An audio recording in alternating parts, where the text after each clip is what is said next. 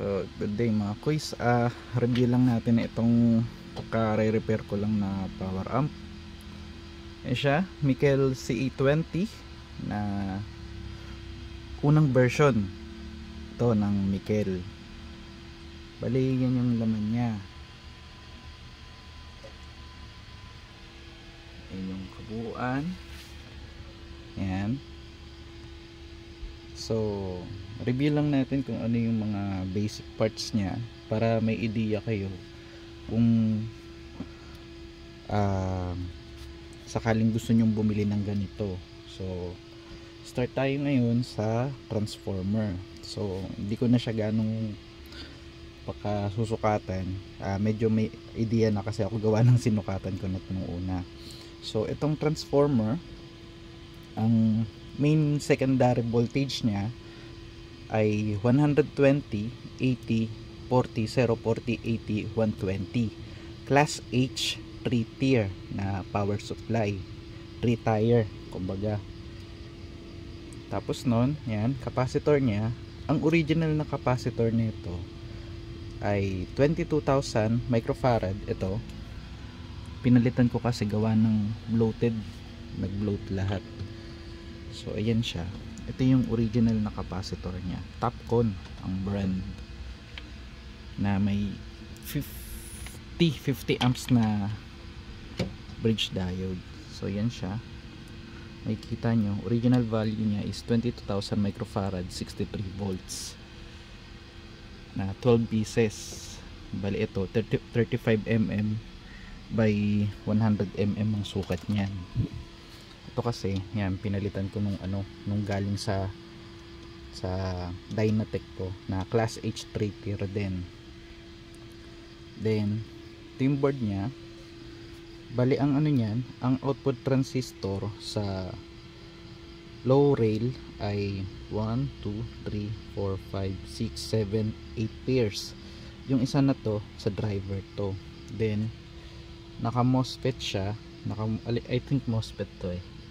Naka MOSFET siya sa step drive. Then dalawang fast recovery diode per side siya. Ito yung board niya na yan yung sa stepper. Yan. Ito kasi ang nangyari dito, kaya pinalitan ko ng capacitor, yung channel 1 daw nasira sa hiraman. So sibak tong mga transistor na yan, pati yung capacitor sa low rail dito sa main board. The rest okay naman. Yan. Tapos nun, heatsink nya 13.75 inches ang haba. Yan, soft start nya dito sa front, then buffer sa likod. SMD na to yung board nyan, SMD na siya. Kaya para may idea kayo kung bibili kayo or hindi. Pero okay naman ang SMD kasi ang kagandahan nitong SMD, hindi siya prone sa kalawang, unlike nung mga mumurahing klase talaga na prone sa kalawang yung mga paan ng resistor, ng transistor. Meron siya mga ilan-ilan na ito yung mga malalaking type na transistor na yun. As far good naman, yan, class H3 tier, 1,000, I think 1,200 watts ata to. So yan, kakatapos ko lang gawin, kagabi dumating. Yan siya. Power up natin.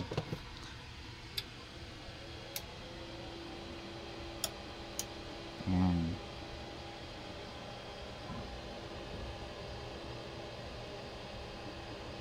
Dami ng power up dito sa bahay.